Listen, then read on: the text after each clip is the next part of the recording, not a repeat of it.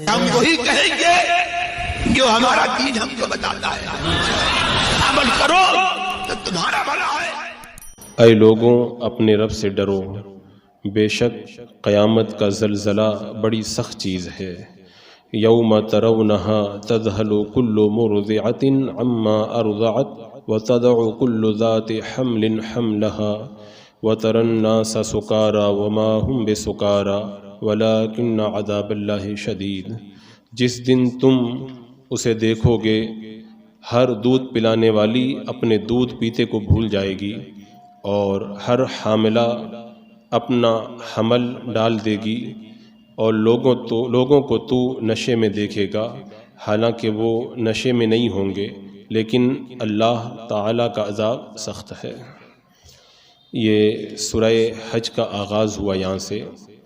اس سورہ کا نام سورہ حج اس لیے رکھا گیا کہ اس صورت میں اللہ تبارک و تعالیٰ نے یہ بتایا کہ حضرت ابراہیم علیہ السلام نے کس طرح لوگوں کو بیت اللہ کا حج کرنے کی دعوت دی تھی، اور لوگوں کو حج کی عبادات کی تعلیم اور اس کے فضائل اور اس کے فائدے بتائے تھے، اور ان مشرکین کی مذمت کی جو مسلمانوں کو مسجد حرام میں جانے سے منع کرتے ہیں۔ اور اس سورت کا نام سورۃ الحج اس لیے بھی رکھا گیا ہے کہ اس سورت میں حج کا ذکر آیا ہے، اس لیے اس سورہ کو سورہ حج کہتے ہیں۔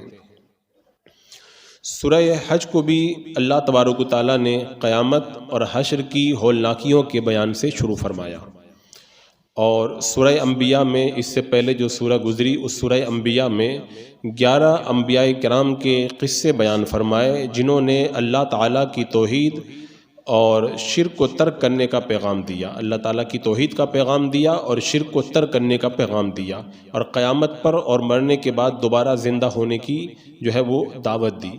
تو اس سورہ کے اندر بھی اللہ تعالیٰ کی الوہیت، توحید پر آسمانوں اور زمینوں کی تخلیق سے دلیل پیش فرمائی ہے، اور یہ بتا دیا کہ پچھلی ایمان نہ لانے والی بستیوں کے کھنڈرات کو دیکھو، ان کی تباہی اور بربادی سے سبق حاصل کرو۔ تو اس سورہ سے اس بات کا آغاز فرمایا گیا۔ یہاں پہ جو سب سے پہلے ذکر ہوا اس بات کا کہ اللہ سے ڈرو اپنے رب سے، بے شک قیامت کا زلزلہ بہت سخت چیز ہے۔ زلزلہ کا معنی کیا ہوتا ہے؟ تو علماء نے بیان فرمایا کہ زلزلہ کا معنی ہوتا ہے بار بار سخت جھٹکے دینا، اور قیامت چونکہ ہلا کر کے رکھ دینے والی ہے اس لیے اس کو زلزلہ فرمایا گیا۔ اور یہاں پر جو یہ فرمایا گیا کہ قیامت سے پہلے زمین میں زلزلہ آئے گا، اور قیامت کی ہولناکیوں میں سے ایک بڑا امر جو ہے وہ زلزلہ ہے۔ اور جب زلزلہ کا ذکر کیا تو اللہ تعالیٰ نے کیا فرمایا؟ اپنے رب سے ڈرو، یعنی تقوی اختیار کرو۔ اس کا مطلب یہ ہوا کہ جو بندہ تقوی اختیار کرے گا وہی قیامت کے زلزلے سے محفوظ رہے گا، اور جو تقوی اختیار نہیں کرے گا اس کی قیامت کے دن ہولناکیوں کے وقت میں عجیب کیفیت ہوگی۔ تقوی کا معنی میں نے بارہا بیان کیا کہ ہر حرام اور مکروہ کام سے پرہیز کرنا، اور ہر فرض اور واجب کے ترک سے پرہیز کرنا، یعنی ان کو ادا کرنا۔ تو متقی اللہ کے عذاب سے ڈر کر کے حرام کاموں کو چھوڑ دیتا ہے اور فرائض کو ادا کرتا ہے، تو اللہ تعالیٰ اسے قیامت کے زلزلے سے بچائے گا۔ اللہ تبارک و تعالیٰ نے لوگوں کو تقوی کا حکم دیا، اور اس کے بعد میں قیامت کی ہولناکیوں کو بیان کیا تاکہ لوگ یہ جان لیں کہ قیامت سے بچنے کا راستہ یہی ہے کہ پرہیزگار بن جاؤ۔ اب یہاں پہ جو یہ فرمایا گیا کہ اس دن لوگوں کی ایسی کیفیت ہوگی، اس حوالے سے ایک روایت میں ہے، حضرت ابو سعید خدری رضی اللہ تعالیٰ عنہ بیان فرماتے ہیں کہ اللہ کے رسول علیہ الصلوۃ والسلام نے ارشاد فرمایا کہ اللہ تبارک و تعالیٰ قیامت کے دن فرمائے گا اے آدم، وہ کہیں گے لبیک و سعدیک، پھر بلند آواز سے ندا فرمائے گا اللہ تعالیٰ تمہیں حکم دیتا ہے کہ تم اپنی اولاد میں سے دوزخ والوں کو نکال دو۔ یہ حضرت آدم علیہ السلام کو حکم دیا جائے گا کہ اپنی اولاد میں سے جہنم والوں کو الگ کر دو۔ وہ کہیں گے اے میرے اللہ، جہنم والے کتنے ہیں؟ تو فرمائے گا ہر 1000 میں سے 999، یعنی 1000 میں سے 999 جہنم میں جائیں گے، اور 1000 میں سے ایک بندہ جنت میں جائے گا۔ اس وقت حاملہ عورت کا حمل گر جائے گا اور بچے بوڑھے ہو جائیں گے اور تم لوگوں کو مدہوش دیکھو گے، حالانکہ وہ مدہوش نہیں ہوں گے، لیکن اللہ کا عذاب بڑا سخت ہے، تو عذاب کی سختی کی وجہ سے لوگوں کی ایسی کیفیت ہوگی۔ جب صحابہ کرام نے اس حدیث پاک کو سنا تو ان کے چہرے متغیر ہو گئے۔ پھر اللہ کے رسول علیہ السلام نے ان کی تسلی کے لیے کیا ارشاد فرمایا؟ 999 یاجوج ماجوج میں سے ہوں گے اور ایک تم میں سے ہوگا۔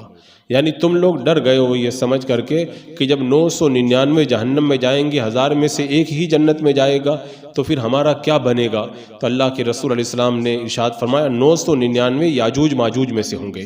یعنی یاجوج ماجوج جو ہیں وہ بہت بڑی تعداد میں ہے، اور وہ سرکش لوگ جہنم میں جائیں گے تو جہنم میں جانے والے وہ ہوں گے اور جنت میں جانے والا تم میں سے ایک ہوگا، اور تم لوگوں کے مقابلے میں وہ ایسے ہی ہیں جیسے سفید بیل کے پہلو میں سیاہ بال یا سیاہ بیل کے پہلو میں سفید بال۔ آپ نے دیکھا ہوگا اگر کوئی کالا بیل ہو اور اس کے اندر تھوڑا سا سفید بال ہو تو کالے بال بہت زیادہ ہیں اور سفید بالکل تھوڑا سا ہے، تو اسی طرح یاجوج ماجوج بہت زیادہ ہیں اور ایمان والے جو ہیں وہ بہت کم ہیں۔ تو 999 جو جہنم میں جائیں گے وہ ان کافروں میں سے جائیں گے، اور جو جنت میں جائے گا 1000 میں سے ایک وہ تم میں سے جائے گا۔ اور اللہ کے رسول علیہ السلام نے ارشاد فرمایا مجھے توقع ہے کہ تم اہل جنت کے چوتھائی ہوگے، یعنی 1/4 تم لوگ جنت میں جاؤ گے۔ پھر صحابہ کہتے ہیں کہ ہم نے نعرہ لگایا اللہ اکبر۔ پھر اللہ کے رسول علیہ السلام نے فرمایا تم تہائی اہل جنت ہوگے، یعنی جنتیوں کا تیسرا حصہ تم ہی لوگ ہوں گے۔ تو صحابہ نے پھر کہا ہم نے نعرہ لگایا اللہ اکبر۔ پھر اللہ کے رسول علیہ السلام نے فرمایا تم اہل جنت میں سے آدھے رہو گے۔ پھر صحابہ نے نعرہ لگایا، یعنی اللہ کے رسول علیہ السلام نے بشارت عطا فرمائی کہ آدھے جنت میں تو تم ہی، آدھی جنت تو اللہ تعالیٰ تم ہی کو عطا فرما دے گا۔ اور جیسا کہ ایک روایت کے اندر موجود بھی ہے کہ آقا کریم صلی اللہ تعالیٰ علیہ وسلم نے ارشاد فرمایا کہ جنت میں کل 120 صفیں ہوں گی، ان میں سے 80 صفیں صرف میری امت کی ہوں گی، اور اولاد آدم میں مسلمان اس قدر قلیل ہیں جیسے سفید اونٹ پر ایک تل۔ سفید اونٹ پر ایک تل کالا ہوتا ہے، تھوڑا سا کالا باقی پورا سفید، تو اس کے اندر سے جو تل کی جگہ ہے کالی وہ تو تھوڑی سی ہے اور سفید جگہ بہت زیادہ ہے، ایسے کافر بہت زیادہ ہیں اور ان میں ایمان والے بہت تھوڑے ہیں، اللہ تعالیٰ انہی کو جنت عطا فرمائے گا۔ اور اللہ کے رسول علیہ السلام نے ارشاد فرمایا میری امت کے 70,000 خوش نصیبوں کو اللہ تعالیٰ بغیر حساب کے جنت میں داخل فرمائے گا۔ حضرت عمر رضی اللہ تعالیٰ نے تعجب کے طور پہ پوچھا 70,000 کو بغیر حساب اللہ تعالیٰ جنت میں داخل فرمائے گا؟ میرا آقا علیہ السلام نے فرمایا ہاں، نہ صرف 70,000 بلکہ ہر ایک کے ساتھ میں 70,000 کو اللہ تعالیٰ بغیر حساب کے جنت میں داخل فرمائے گا۔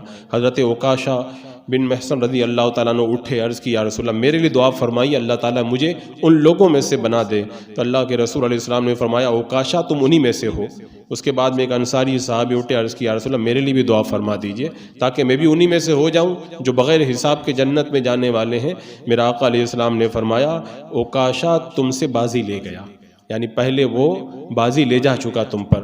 تو ان روایتوں سے یہ پتہ چلتا ہے کہ اللہ کے رسول علیہ السلام نے جو یہ فرمایا کہ 1000 میں سے ایک جنت میں جائے گا، 999 جہنم میں جائیں گے، اس کا یہ مطلب نہیں ہے کہ اکثر مسلمان جنت میں جہنم میں چلے جائیں گے، نہیں، بلکہ ایمان والے کافروں کے مقابلے میں بہت کم ہی ہیں۔ یاجوج ماجوج کو آپ لے لو، وہ ہماری آبادی سے کہیں زیادہ ہیں وہ، اور وہ جہنم میں جانے والے ہیں۔ اس اعتبار سے میرا آقا علیہ السلام نے یہ ارشاد فرمایا۔ اور ایک روایت میں یہ ہے کہ 1000 میں سے 999 یاجوج ماجوج ہوں گے، اور وہ کفار جو یاجوج ماجوج کی مثل ہوں گے، اور 1000 میں سے ایک تم میں سے ہوں گے، یعنی تم اور وہ مسلمان جو تمہاری طرح ہیں، اللہ تعالیٰ ان کو جنت عطا فرمائے گا۔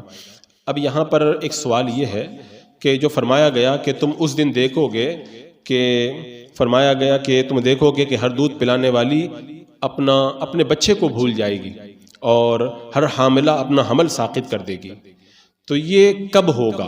اس سلسلے میں 2 طرح کی روایتیں ہیں۔ حاملہ کا وضع حمل کب ہوگا؟ بعض علماء نے فرمایا کہ یہ دنیا میں ہوگا، قیامت سے پہلے زلزلہ آئے گا اس وقت ہوگا۔ اگر یہی مراد ہے تب تو ٹھیک ہے، اس وقت اگر کسی کے پیٹ میں بچہ ہوگا تو ڈر کی وجہ سے بچہ گر جائے گا۔ بعض علماء نے فرمایا کہ قیامت کا دن مراد ہے، لیکن اب قیامت کا دن اگر مراد ہے تو قیامت کے دن تو پیٹ میں بچہ نہیں ہوگا، پھر کیسے گر جائے گا؟ تو مراد یہاں پر یہ ہے کہ قیامت کے دن اگرچہ کوئی حمل نہیں ہوگا، کوئی ولایت نہیں ہوگی، مگر یہاں پر معنی یہ ہے کہ اس دن ہولناکی اور وحشت کا ایسا عالم ہوگا کہ مان لیا جائے کہ اگر کسی عورت کے پیٹ میں بچہ ہوتا نا تو وہ رک نہیں پاتا، وہ خوف کی وجہ سے گر جاتا وہ۔ اور آپ تو جانتے ہی ہیں کہ ماں چاہے کتنا بھی مشکل وقت آ جائے اور کیسے بھی گھڑی آ جائے، اپنے دودھ پلانے والے بچے کو نہیں بھولتی ہے، یا اپنے پیٹ میں جو بچہ ہے اس کا بڑا خیال رکھتی ہے۔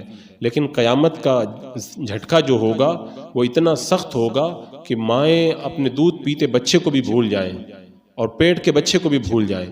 دیکھا ہوگا آپ نے کہ جب کوئی اچانک ہنگامہ ہو جاتا ہے تو کسی عورت کا دودھ پیتا بچہ رہتا ہے تو عورت کچھ نہیں دیکھتی ہے، فوراً اپنے بچے کو اٹھاتی ہے۔ یا اگر کوئی عورت حاملہ ہے اور کوئی ایسے مشکل حالات آ جائیں تو عورت سب سے پہلے اپنے پیٹ پہ ہاتھ رکھتی ہے اگر حمل سے ہو۔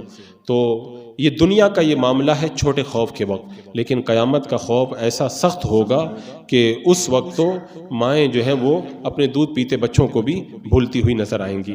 تو فرمایا گیا کہ قیامت کا جھٹکا اتنا سخت ہے۔ اس کے بعد میں آگے اللہ تبارک و تعالیٰ نے ارشاد فرمایا۔ اچھا، یہاں پر ایک بات یہ بھی یاد رکھی جائے کہ یہ آخرت کی فکر اس آیت کریمہ کے شروع ہی کے اندر پیش کر دی گئی کہ مرنے کے بعد ایسی ایسی کیفیت سے انسان دوچار ہوگا، چونکہ ہمارے مذہب اسلام کے بنیادی عقائد میں سے ہے یہ آخرت کا عقیدہ کہ مرنے کے بعد دوبارہ زندہ ہونا ہے، حساب و کتاب کا معاملہ پیش آئے گا۔ اور دنیا کی بہت ساری قومیں اس کا انکار کرتی ہوئی بھی نظر آتی ہیں، لیکن یہ ہمارا بنیادی عقیدہ ہے۔ آپ قرآن مقدس پڑھ کر کے دیکھیں، جو آیتیں مکہ کے اندر نازل ہوئیں ابتدائی اسلام میں، ان میں سے زیادہ تر آیتوں کے اندر آخرت کا عقیدہ پیش کیا گیا، کیونکہ کافر خدا کو تو مانتے تھے لیکن آخرت کا عقیدہ وہ لوگ تسلیم نہیں کرتے تھے۔ اور ظاہر سی بات آج بھی آپ دیکھیں کالج وغیرہ سے وابستہ جو طبقہ ہے، غیروں کا بھی اور اپنے مسلمانوں کا بھی، رفتہ رفتہ عقیدہ آخرت ان کے ذہنوں کے اندر کمزور ہوتا چلا جا رہا ہے، اور اسی لیے گناہوں کا بازار گرم ہو رہا ہے۔ کیونکہ بندے کو جب یہ پتہ رہتا ہے کہ مرنے کے بعد مجھے دوبارہ زندہ ہونا ہے، قیامت آنی ہے، قیامت میں یہ سب ہونا ہے، تو وہ ڈرے گا۔ اگر یہ سب دماغ سے نکل جائے کہ مرنے کے بعد کچھ نہیں ہونا ہے، تو کون بستر سے اٹھ کر کے فجر کے اندر نماز پڑھنے آئے گا؟ کون اپنی گاڑی کمائی میں سے پیسہ نکال کر کے غریبوں کو دے گا؟ کون ہے جو دن بھر بھوکا رہ کر کے روزہ رکھے گا؟ اور جب عقیدہ آخرت بندے کے جب دماغ سے نکل جائے تو پھر ظلم کرنے سے اس کو روکنے والا کون ہے؟ بدکاری سے کون اس کو روکنے والا ہے؟ وہ اگر کسی کے اوپر ہاتھ اٹھاتا ہے تو کون اس کا ہاتھ پکڑنے والا ہے؟ تو ان سب گناہوں کے بازار کو سرد کرنے کے لیے اور گناہوں کو دبانے کے لیے سب سے بہتر عقیدہ آخرت ہے، جو انسان کو اللہ کا خوف دلا کر کے نیکی کی طرف لے کر کے آتا ہے۔ اور آپ اگر خود اپنے طور پر بھی سوچیں تو آپ کو پتہ چلے گا، ہم اس دنیا میں آنے سے پہلے کئی عالموں سے گزر کر کے آئے ہیں۔ پہلے ہم لوگ عالم ارواح میں تھے۔ اب جب ماں کے شکم میں ہم لوگ تھے تو آپ نے پڑھا ہے کہ پھر اس کے اندر روح ڈالی گئی۔ تو روح ڈالی گئی، اس کا مطلب یہ ہے کہ پہلے روح کہیں اور تھی۔ تو وہ عالم ارواح میں جہاں پہ ساری روحیں ہیں، ہماری روح پہلے وہاں پہ تھی۔ جب ماں کے شکم کے اندر بچہ 120 دن یعنی 4 مہینے کا ہوتا ہے، تب وہ عالم ارواح سے وہ روح اس بچے کے اندر ڈالی جاتی ہے۔ اب اس کے بعد میں ہم لوگ 9 مہینے تک کہاں پہ رہے؟ یعنی یہ 4 مہینہ نکال کے بھی اگر دیکھا جائے 3 مہینہ 4 مہینہ، تو اس کے بعد کے بھی جو ایام ہیں 5 مہینے، ہم کہاں پہ رہے؟ عالم ارحام میں، یعنی ماں کے شکم کے اندر۔ اور دیکھو جو بچہ پیدا ہو جاتا ہے، پیدا ہونے کے بعد میں دنیا کی ساری طاقتیں مل کر کے اگر چاہیں کہ بچے کو دوبارہ ماں کے پیٹ کے اندر داخل کر دیں تو بچے کو 1 منٹ کے لیے بھی زندہ نہیں رکھ سکتے وہ۔ تو اللہ تعالیٰ ہی تو ہے جو ہے وہ چلتی پھرتی قبر یعنی ماں کے پیٹ کے اندر 9 مہینے تک ہم کو زندہ رکھتا ہے۔ تو پہلے عالم ارواح میں تھے، پھر عالم ارحام میں آئے، اس کے بعد میں عالم دنیا میں آئے۔ تو اگر دنیا کے بعد میں اگر عالم آخرت یا عالم برزخ میں ہم جائیں تو اس کے اندر کون سی خرابی سمجھ میں آتی ہے؟ روح پہلے کہیں اور تھی، تو اس کا مطلب یہ ہے کہ جب مر گئے تو کہیں اور وہ چلی گئی۔ تو مولانا روم رحمۃ اللہ تعالیٰ علیہ نے ایک بار کہا تھا کہ آج ساری رات میں سوچتا رہا کہ پیدا ہونے سے پہلے میں کہاں تھا، مجھے کچھ بھی سمجھ میں نہیں آیا۔ میں سوچ رہا تھا کہ میں جب مر جاؤں گا تو میں کہاں چلا جاؤں گا، مجھے کچھ بھی سمجھ میں نہیں آیا۔ بس اتنا سمجھ میں آیا کہ کہیں پر میں تھا اور کہیں پر مجھے جانا ہے، تو وہی جہاں پہ جانا ہے اسی کا نام تو عالم آخرت ہے۔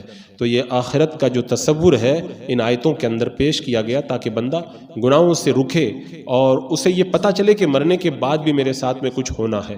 کیونکہ جو لوگ آج آپ دیکھیں گناہوں کا بازار گرم کیے ہوئے ہیں، یا تو وہ ہیں جو آخرت کو مانتے ہی نہیں ہیں، یا وہ ہیں جو آخرت کو مانتے تو ہیں لیکن عقیدہ آخرت ان کا کمزور ہو چکا ہے۔